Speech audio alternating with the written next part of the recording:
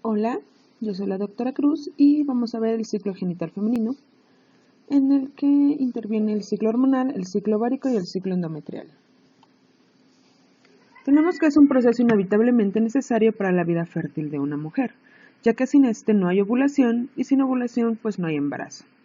Además de que este ciclo interviene en la formación y desarrollo de una mujer. Tenemos que no solamente son hormonas, sino que es un proceso bioquímico complejo en el que intervienen muchas otras cosas, como enzimas, como neurotransmisores y algunas otras cosas que van a permitir el buen funcionamiento de las gónadas, o a veces el mal funcionamiento de ellas. Bueno, todo va a iniciar en el hipotálamo, con la estimulación de la norepinefrina.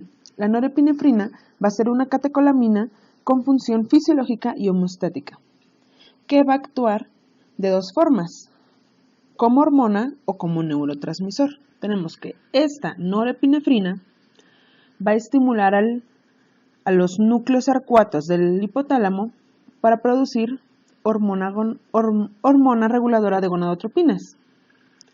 Esta hormona reguladora va a viajar por las venas largas portales hacia la hipófisis anterior, donde se va a secretar hormona folículo estimulante y hormona luteinizante. Estas hormonas se van a secretar mediante un patrón pulsátil, donde la LH se va a secretar mediante los pulsos rápidos y amplios y la hormona FSH mediante los pulsos lentos y cortos.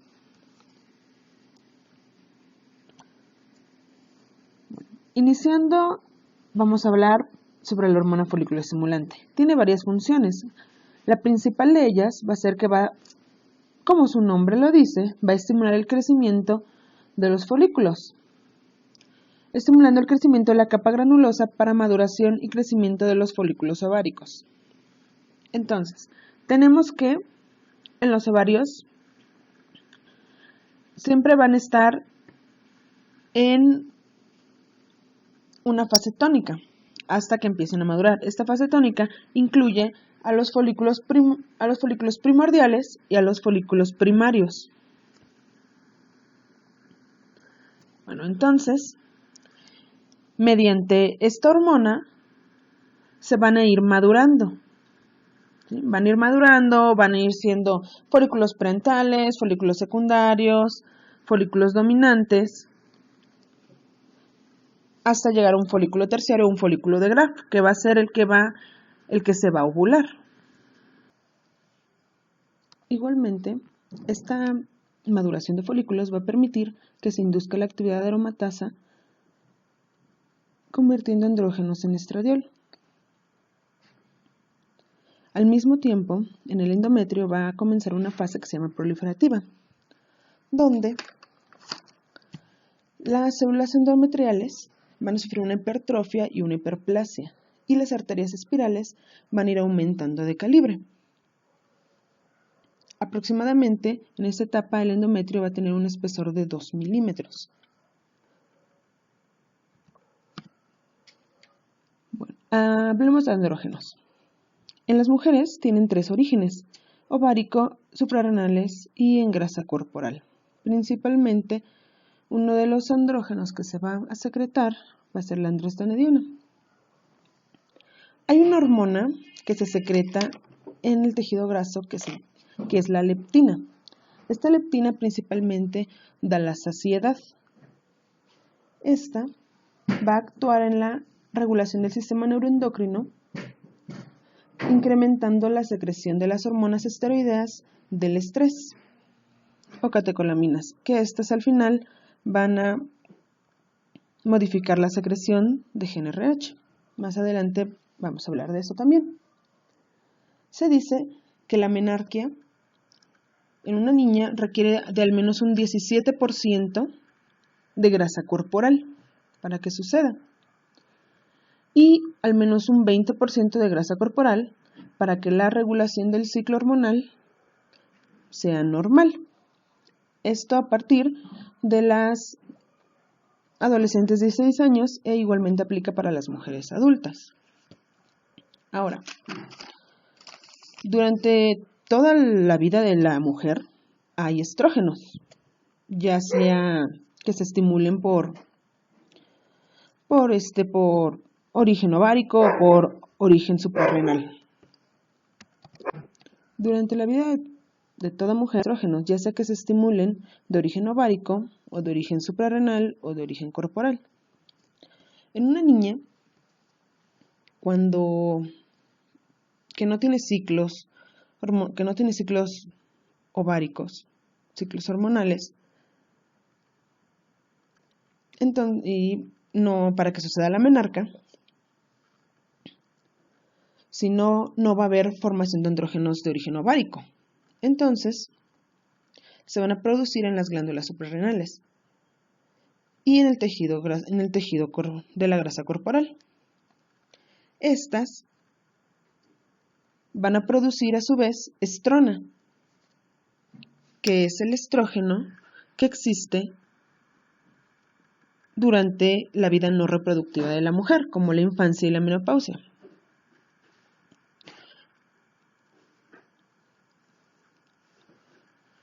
Va a haber una aromatización de esta estrona en la granulosa del ovario, lo que va a producir estradiol por primera vez para producir la menarquia o la primera menstruación. Y ya de ahí disminuye la producción de andrógenos para la glándula suprarrenal y pasan a la producción ovárica de estos andrógenos.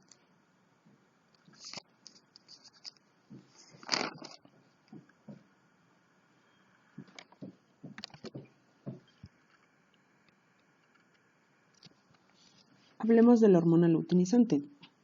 Esta hormona va a tener su liberación en un solo pico, principalmente 36 horas antes de la ovulación. Esta va a promover la producción de andrógenos en la teca ovárica, en la teca interna, y va a inducir propiamente junto con los estrógenos la ovulación. Okay. Ahora, mientras estos folículos se van estimulando, va a ir aumentando la FSH. Entonces, el folículo que tenga más receptores para FSH es el folículo que se va a convertir en el folículo maduro, en el folículo de Graf. Entonces va a llegar un momento en el que el pico va a estar muy alto de FSH. Entonces va a inducir la secreción de una hormona que se llama inhibina. Esta inhibina, junto con el aumento de estrógenos, van a crear un feedback negativo. Eso quiere decir que la inhibina, junto con los estrógenos, van a bloquear a la FSH a pesar de que la FSH creó la inhibina. Entonces se bloquea la FSH y da pie a que ocurra la ovulación más o menos en el día 14. Como en todos los folículos ocurre la misma maduración, aquellos folículos que sigan dependientes de FSH, como ya no va a haber FSH, pues se van a atreziar. Estos folículos son los que no van a ser capaces de convertir andrógenos en estrógenos. Y se va a quedar uno, el cual va a hacer que se va a ovular. Ahora, durante esta ovulación se va a crear histamina y prostaglandina. Y va a entrar el ovario en una fase que se llama fase lútea. Entonces va a haber altas dosis de estrógenos, los cuales a nivel hipotalámico van a inhibir la secreción de GnRH.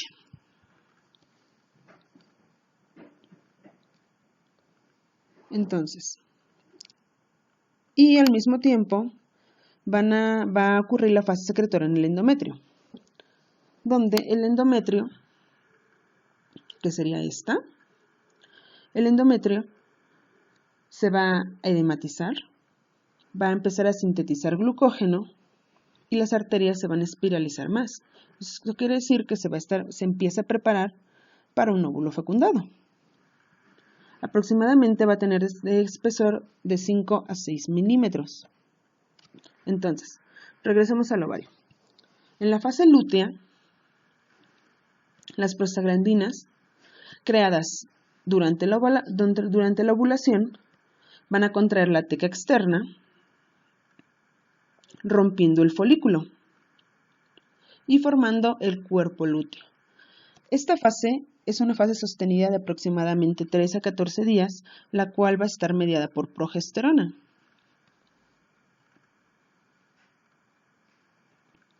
Entonces, mientras el óvulo va a ser atraído por las fimbrias de la salpinge, desde donde viajará a la zona ampular del útero, ahí se queda, ¿no? Mientras espera una fecundación o una no fecundación. Entonces, si no ocurre una fecundación, va a haber una caída de progesterona y estrógenos, lo que va a llevar a la invaginación del cuerpo lúteo y la atresia del mismo. Y se va a llevar entonces a cabo lo que es el reinicio del ciclo ovárico. Bueno, entonces si el óvulo no es fecundado, hay una disminución brusca de estrógenos y progesterona, lo que va a llevar a una producción igual brusca de prostaglandinas y enzimas proteolíticas, lo que van a promover en el endometrio una contracción de las arterias espirales, una disminución del flujo sanguíneo, lo que va a ocasionar una isquemia en el endometrio, llevando a una necrosis donde las arterias espirales se van a colapsar, se van a romper y se va a descamar o a desprender el endometrio y va a suceder la hemorragia menstrual. Entonces ahí es donde termina el ciclo ovárico. El ciclo ovárico, el ciclo menstrual y el ciclo ovárico, el ciclo endometrial y el ciclo hormonal. Y se vuelve a reiniciar. Ahora, hay unos factores que modifican la secreción de GnRH.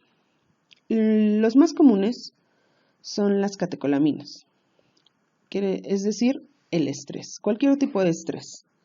Estrés por un estrés físico, estrés psicológico, estrés de cualquier tipo. Ya sea que la mujer va a presentar un examen muy importante, se va a casar o tuvo una relación sexual sin protección, lo que va a ocasionar estrés porque va a pensar que está embarazada, lo que va a ocasionar un retraso y no va a haber GnRH. Igualmente los trastornos de la alimentación. Los trastornos de la alimentación afectan a la secreción de GnRH porque por ejemplo, en una mujer que es anoréxica, entonces si ya dijimos que necesitamos mínimo un 17% de grasa corporal para que haya menstruación, una mujer anoréxica no lo va a tener. Por el otro lado, una mujer obesa va a tener tantos andrógenos secretados por su tejido graso que no va a dejar que la GnRH se secrete.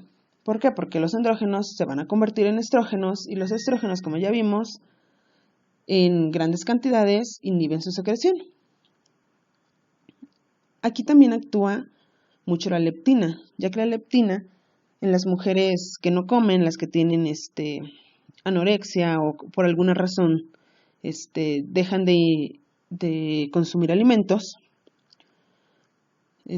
van a ocasionar que se aumente las hormonas esteroideas del estrés, lo que van a volver a que las catecolaminas inhiban o alteren la secreción de GnRH. Ahora, la leptina funciona para poner digamos que el cuerpo sabe que no está preparado para albergar un bebé. Entonces la leptina actúa aumentando estas hormonas y que no se cree GnRH para que no haya ovulación. Ahora, sin embargo, pues la leptina no va a saber si la paciente no come por alguna otra razón o no come porque no quiere. Entonces, de todas maneras, la afecta. Bueno, vamos a hacer una revisión, un resumen de todo, incluyendo los 3 ciclos. Entonces, iniciamos en el hipotálamo, va a secretar GnRH. Esta GnRH va a viajar a la hipófisis anterior secretando mediante un patrón pulsátil LH en un pulso rápido y FSH en un pulso lento. Estas hormonas van a viajar al ovario, donde la FSH va a estimular la maduración de los folículos, estimulando el crecimiento de la capa granulosa del ovario. Y la LH va a indicar la producción de andrógenos en la teca interna. Estos andrógenos se van a convertir en estrógenos mediante su aromatización por la FSH. Y mientras en el endometrio va a haber una fase proliferativa.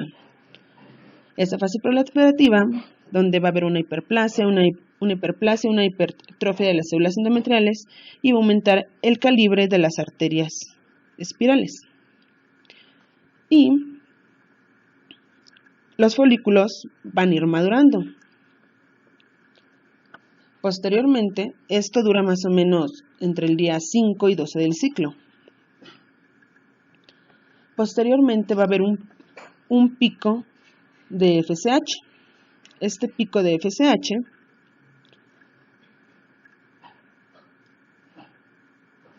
va a ocasionar que se elija un folículo de grafo, un folículo terciario.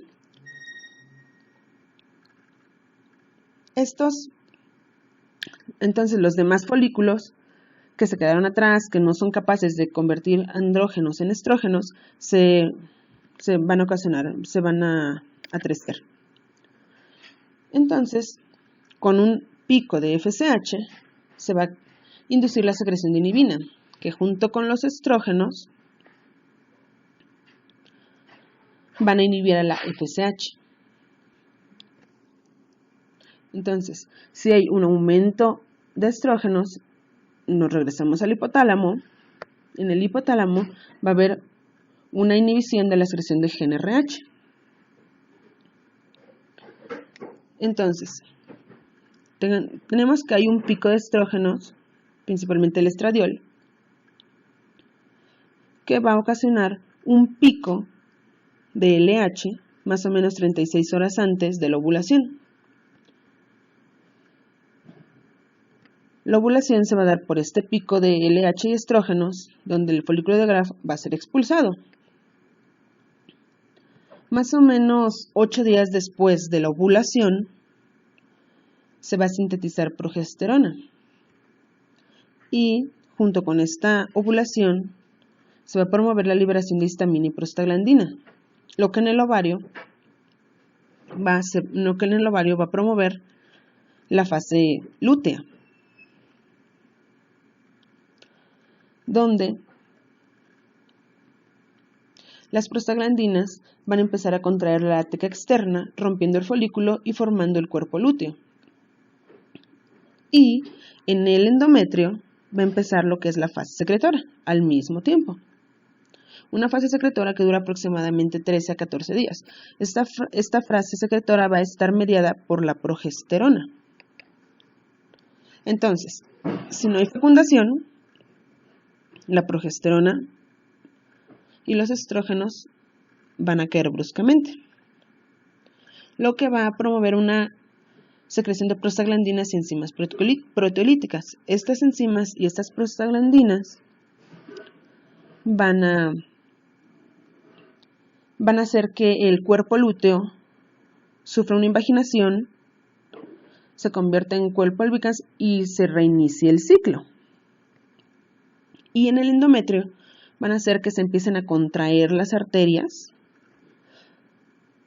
disminuyendo así el flujo sanguíneo al endometrio, lo que va a ocasionar una isquemia, lo que va a llevar a una necrosis, y en esta necrosis las arterias se van a colapsar, se van a romper y va a haber una descamación del endometrio funcional, lo que va a llevar a un sangrado, a una hemorragia.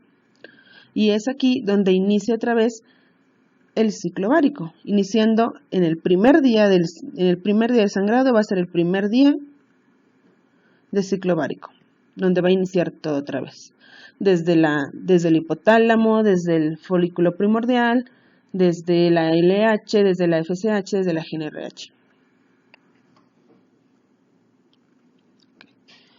Y en sí, ese es el ciclo ovárico. Ahora, digamos que tenemos una mujer con diagnóstico de amenorrea, que acude con resultados de laboratorio, los cuales van a reportar los siguientes niveles hormonales: una GnRH elevada, una FSH y LH elevadas, y unas hormonas ováricas, que va a ser estradiol y progesterona, bajas. Entonces, ¿dónde va a estar? ¿Dónde vamos a creer que está el defecto? Simplemente con esos datos: en el hipotálamo, en la hipófisis, en el ovario o en el endometrio. Okay. Va a estar a nivel de ovario. ¿Por qué? Porque si ya vimos que la GnRH está elevada, eso quiere decir que en el hipotálamo se está creando GnRH, no hay problema ahí. Entonces, si la FSH y la LH están elevadas, eso quiere decir que la GnRH está induciendo su creación en la hipófisis anterior. Eso quiere decir que en la hipófisis anterior no está el problema. Y las hormonas ováricas, los estrógenos y progesterona que se crean en el ovario van a estar bajas. Entonces va a ser en el ovario donde esté el problema. Ahora, ¿por qué? La GnRH, la FSH y la LH van a estar elevadas. ¿Por qué? Porque se van a empezar a acumular, porque no pueden actuar en su órgano blanco. Entonces, el defecto va a estar a nivel del ovario. Y bueno, eso es todo.